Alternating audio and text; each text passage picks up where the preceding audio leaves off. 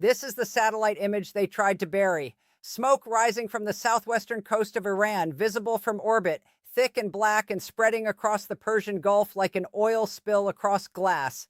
It is Friday, April 4th, 2026, 11:47 p.m. local time, and underground ammunition depots beneath Iran's largest naval installation are detonating in sequence. Secondary explosions ripple for hours through a mountain fortress reinforced with layers of concrete and steel. 75 meters away, exactly the distance of a competitive swimming pool and a half, sits an operational nuclear reactor containing thousands of kilograms of radioactive material. For the first time in modern history, military ordnance is detonating within spitting distance of a live nuclear power plant. And the Navy that was supposed to strangle the world's oil supply is burning. Here is what you need to understand right now. This is not a single strike. This is not a skirmish. What the United States and Israel have engineered over the past 38 days is nothing short of the systematic annihilation of an entire nation's naval capability. We are talking about 150 warships across 16 classes destroyed. We are talking about every single Iranian submarine sent to the bottom of the sea. We are talking about 97% of Iran's massive inventory of naval mines eliminated. We are talking about the complete, irreversible collapse of a military doctrine that Tehran spent 4 decades and tens of billions of dollars building. The Pentagon calls it Operation Epic Fury. History will call it the day Iran's Navy ceased to exist.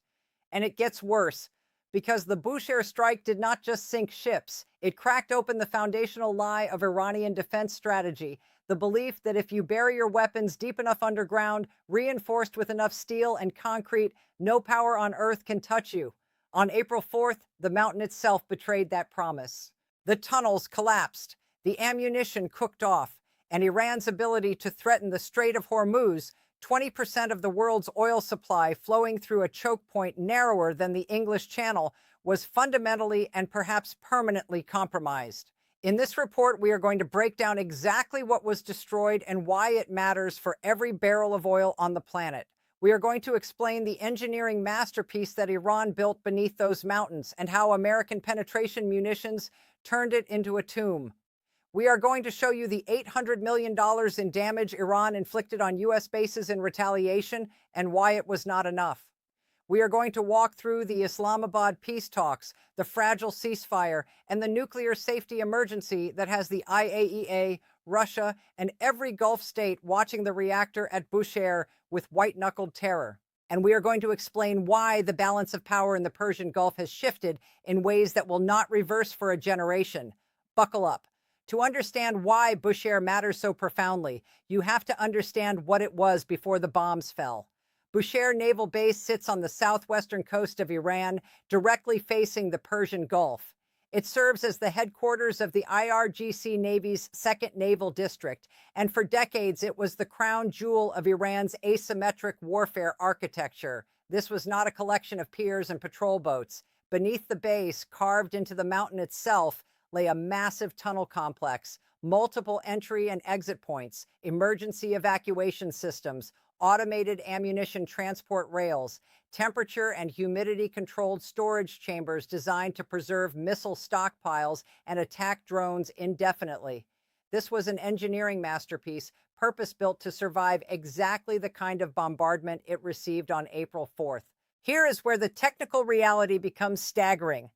According to open-source satellite imagery and assessments reviewed by defense analysts, those tunnels house the logistical backbone of Iran's entire Gulf strategy: missile stockpiles, fast attack boat components, drone assembly lines, rapid rearmament systems designed to reload coastal batteries and small craft in hours rather than days. The Shahid Mahalati Naval Boatyard, located adjacent to the base, was responsible for manufacturing and repairing the fast attack craft that formed the sharp end of Iran's Strait of Hormuz threat. According to U.S. Central Command, this single facility represented a significant portion of Iran's entire small boat production and maintenance capacity. Not a fraction, not a minor element, a significant portion. That facility is now rubble. But the Bushehr strike was not an isolated event. It was the culmination of a campaign that began on February 28, 2026, when U.S. and Israeli forces launched Operation Epic Fury with three stated objectives: destroy Iran's ballistic missile and drone capabilities, destroy the Iranian Navy, and dismantle the defense industrial base to prevent reconstitution. Within the first 48 hours, Tomahawk cruise missiles struck naval infrastructure at 10 major Iranian installations simultaneously.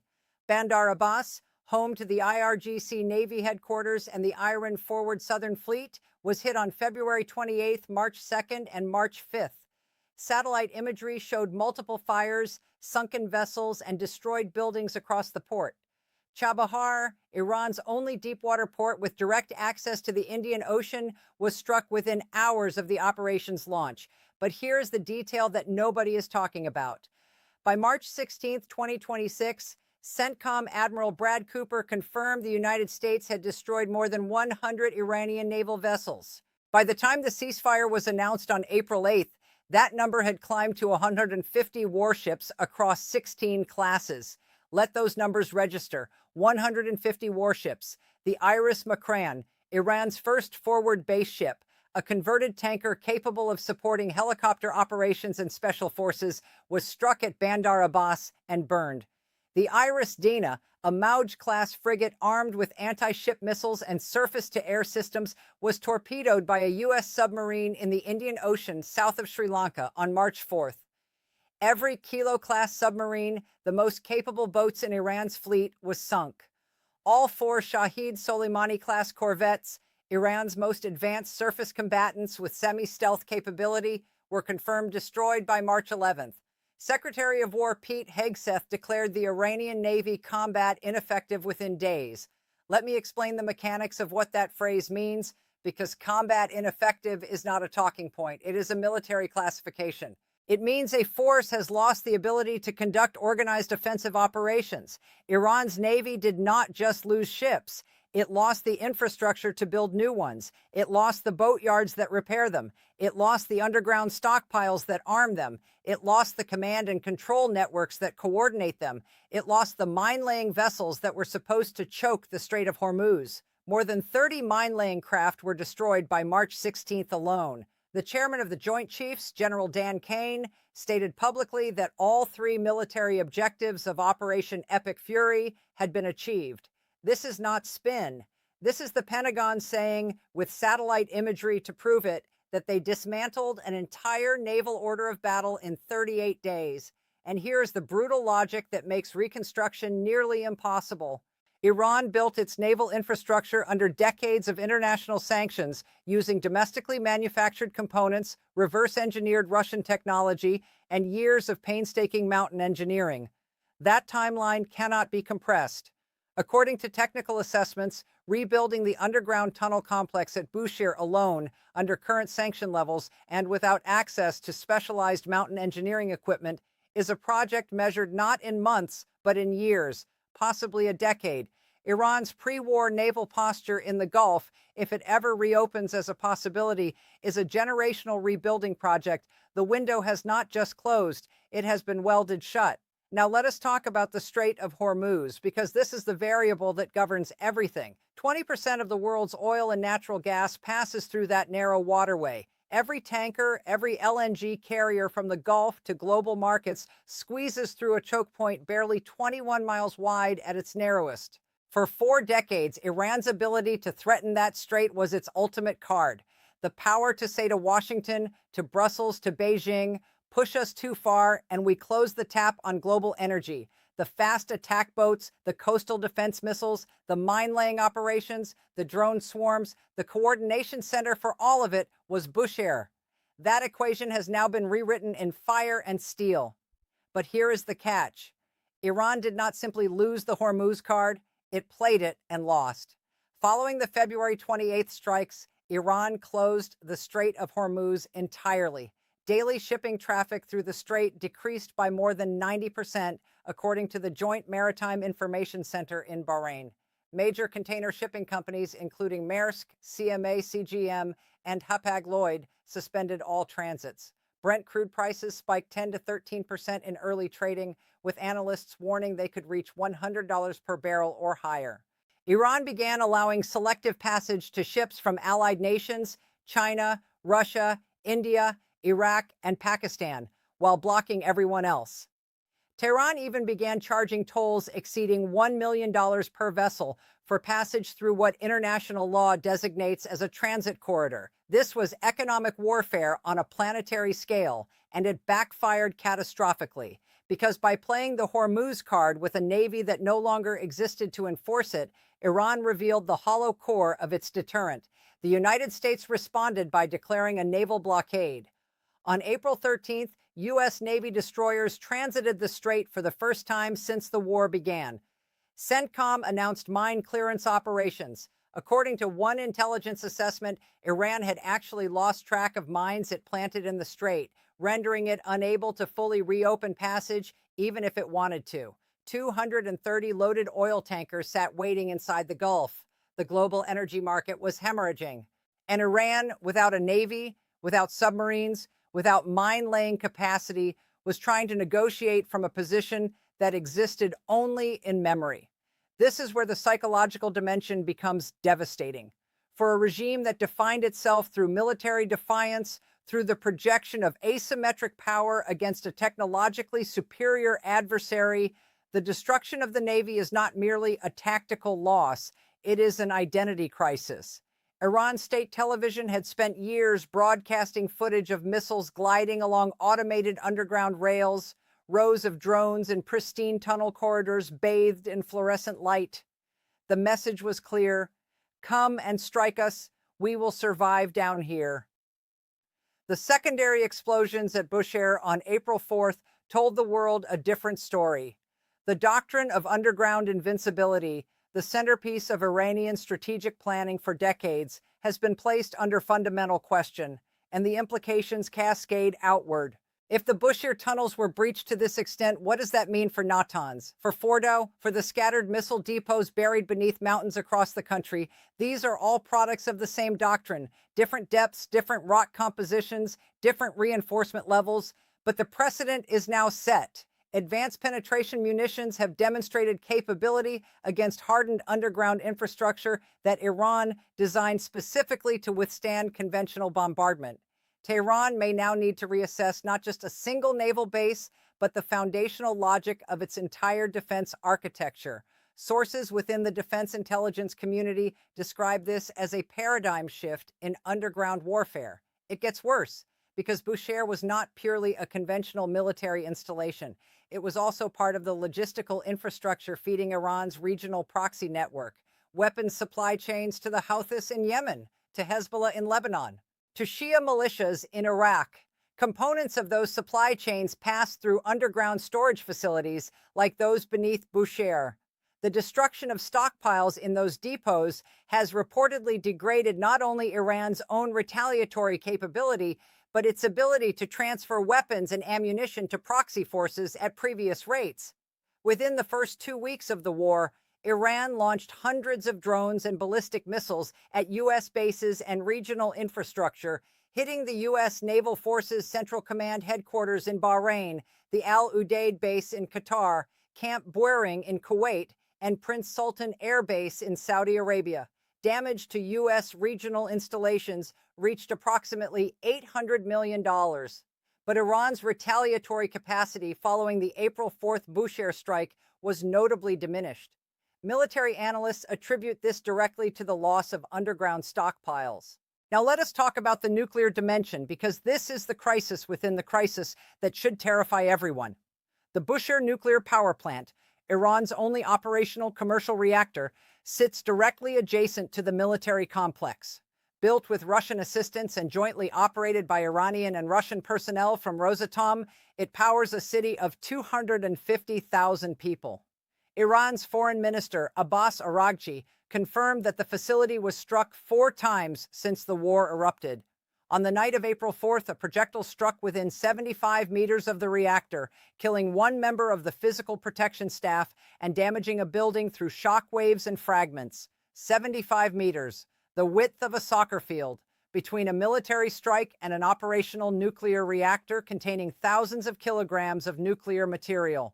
The IAEA Director General expressed deep concern and explicitly stated that nuclear sites must never be attacked. Rosatom, the Russian state nuclear corporation, began evacuating personnel. On April 4th, 198 people were evacuated in the largest single wave. Russia, Iran's strategic partner, publicly condemned the military activity around a reactor it helped build. That is an extraordinary signal, and Iran's foreign minister drew a comparison that deserves serious consideration. He pointed to the international outrage over Russian military activity near Ukraine's Zaporizhia nuclear plant and asked why that outrage was not being replicated for Bushehr.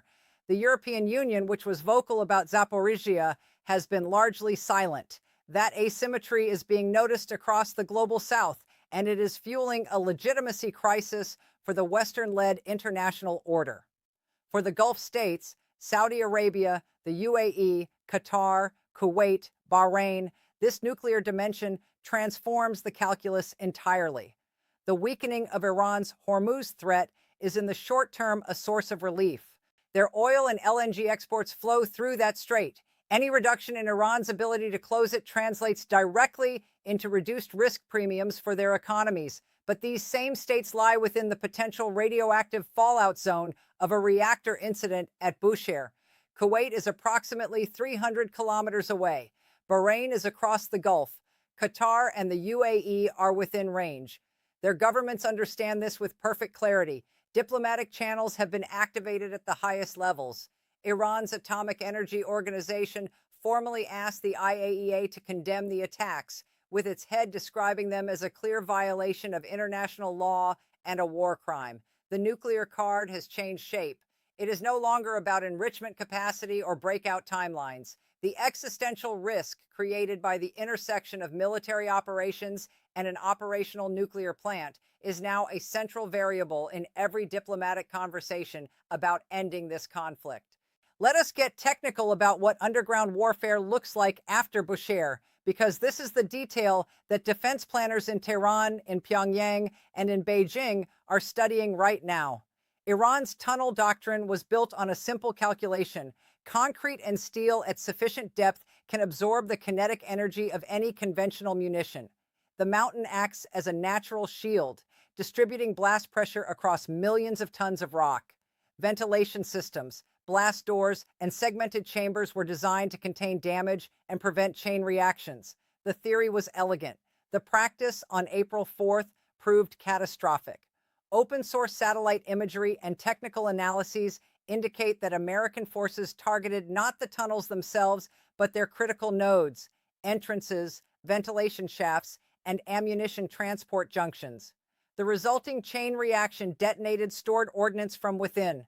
The mountain did not protect the facility. It became the facility's coffin. Here is what nobody is talking about. The implications extend far beyond Iran. Every nation that has invested in underground military infrastructure, and that includes China's vast network of missile tunnels in the western provinces, North Korea's hardened artillery positions along the DMZ, and Russia's command bunkers, is now recalculating. The assumption that depth equals safety has been fundamentally challenged. According to defense analysts, the munitions used at Bushehr appear to represent a generational leap in penetration capability. We do not know the exact ordnance. What we know is the result. Hours of secondary explosions inside a facility designed by some of the best military engineers Iran could produce, using techniques refined over decades of sanctions-driven innovation. If those tunnels failed, the calculus for every underground facility on Earth has changed. Now let us push the worst-case scenario to its extreme, because the people in the Pentagon and the IAEA are already running these models. Scenario 1.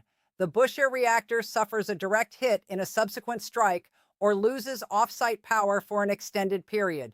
Cooling systems fail. A partial meltdown occurs. Radioactive material enters the atmosphere over the Persian Gulf. Prevailing winds carry contamination across Kuwait, Bahrain, Qatar, and the eastern provinces of Saudi Arabia. We are talking about the evacuation of millions of people. the contamination of desalination plants that provide drinking water to Gulf cities, and an immediate global oil supply crisis that makes the current disruption look like a minor inconvenience. Oil prices do not reach $100. They reach $200, potentially $300. The global economy enters a recession triggered not by financial contagion, but by radioactive fallout. Scenario 2, the ceasefire collapses entirely. Iran, with its navy destroyed but its missile capability partially intact, escalates through asymmetric channels. Houthi forces in Yemen intensify attacks in the Red Sea, cutting the Bab el-Mandeb Strait.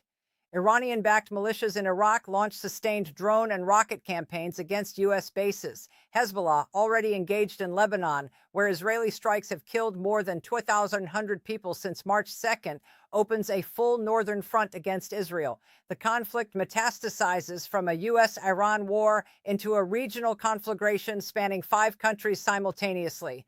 Marine insurance premiums for Gulf shipping quadruple. Tanker companies refuse to transit. Global supply chains seize. This is not hypothetical.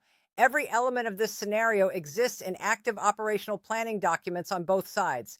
History teaches us that cornered powers are dangerous powers. When deterrence is stripped away, when the weapons that guaranteed regime survival are scattered across the ocean floor, 2 paths emerge. The first is escalation, riskier, more unpredictable moves to compensate for lost capability. Surprise attacks through proxies. Cyber operations targeting critical infrastructure, asymmetric strikes that bypass conventional military logic entirely. Think of Imperial Japan after the oil embargo of 1941. Think of Argentina seizing the Falklands in 1982. Think of Saddam Hussein firing Scuds at Israel in 1991, not because they could change the military outcome, but because a cornered regime will lash out at whatever target it can reach. The second path is the negotiating table, accepting military realities while some leverage remains. And this is where we are right now, balanced on the knife's edge between these 2 possibilities. The Islamabad talks, brokered by Pakistan, brought Vice President Vance, Special Envoys Witkoff and Kushner face-to-face with Iran's parliamentary speaker, Ghalibaf, and Foreign Minister Araghchi. 21 hours of negotiations across 3 rounds. The first round was indirect. The second and third were direct, the highest level in-person U.S.-Iran negotiations since the 1979 revolution. They agreed on most points. They failed on the one that mattered most, nuclear enrichment. Iran's negotiators reportedly had to return to Tehran for authorization that never came. The talks collapsed on April 12th. Trump responded by declaring a naval blockade. This is the constitutional and geopolitical stress test of our generation. Can a superpower dismantle an adversary's military and then compel a diplomatic settlement on its terms? Or does the destruction of conventional deterrence drive a regime toward the one capability it has not yet acquired, a nuclear weapon, precisely because everything else has been taken away?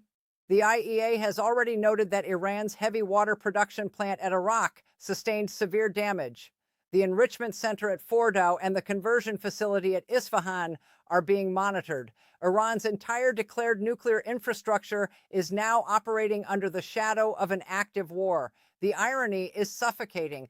A military operation launched partly to prevent Iran from acquiring nuclear weapons may have created the exact conditions under which Tehran concludes it has no choice but to pursue them. We are in uncharted waters. The maps are useless. No nation in the modern era has had its entire navy destroyed in 38 days. No nuclear power plant has operated under active military bombardment of adjacent facilities. No ceasefire has been tested by simultaneous blockade, mine clearance operations, and ongoing combat in a neighboring country. The Strait of Hormuz, the single most important choke point in global energy, is simultaneously under Iranian mining, American blockade, and mine clearance operations, all while a ceasefire is theoretically in effect. The contradictions are not just unsustainable, they are historically unprecedented, and they are unfolding right now as you listen to this.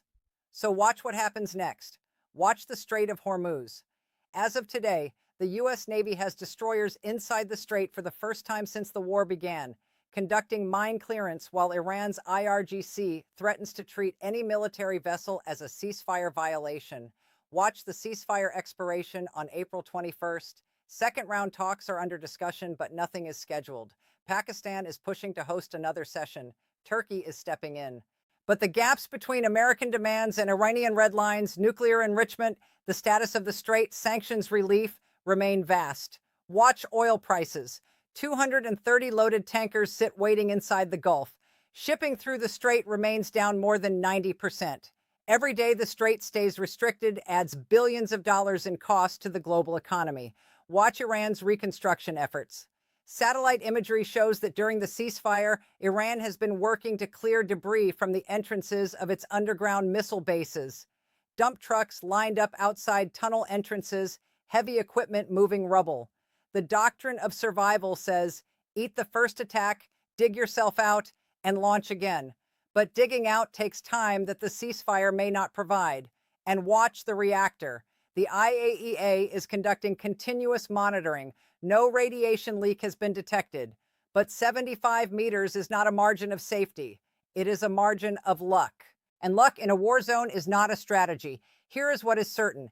Iran's Navy is gone. 150 warships, every submarine, 97% of its naval mines, the boatyards that built them, the tunnels that stored them, the command networks that directed them, all of it destroyed or rendered combat ineffective in 38 days. The doctrine of underground invincibility, the centerpiece of Iranian strategic planning for decades, has been shattered at the one facility that was supposed to prove it worked.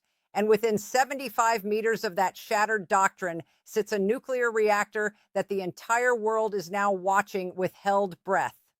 The smoke that rose from Bushehr on the night of April 4th may have been the signal of something far larger than a naval base burning. It may have been the sound of a strategic era coming to an end and the terrifying silence before whatever comes next. If this analysis gave you a clearer picture of one of the most complex and consequential military operations in modern history, then you know what to do. Subscribe. Turn on notifications. Share this with someone who needs to understand what just happened in the Persian Gulf, because the mainstream coverage is not giving you this level of detail. The ceasefire expires on April 21st. The Islamabad process is hanging by a thread. The Strait is contested. The reactor is exposed. And the next chapter of this story is already being written. Stay with us. History is not waiting.